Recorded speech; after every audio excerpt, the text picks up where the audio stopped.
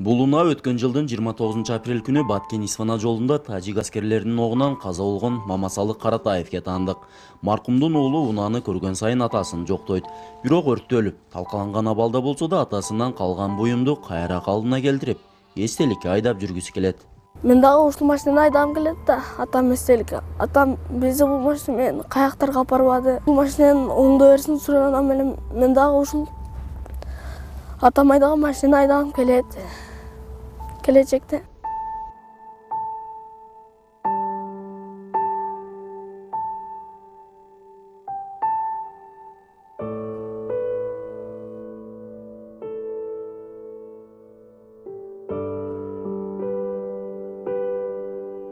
Мен ушинтип суранган элем, атам машинасында отургум келет деп, ушул машинада айдагым келет деп суранган элем.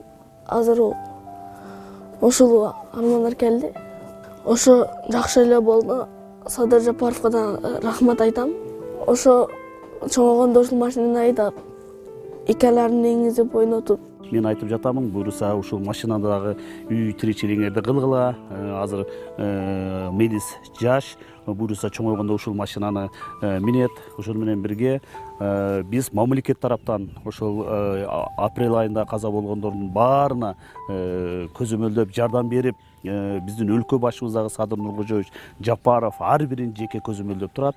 Мына ошолордун биринен бүгүн мына өзгөчө мына патриотчулук, баатырларча курман болгон ошо Мамасалынын машинасына кайра ошондой машина алып берди.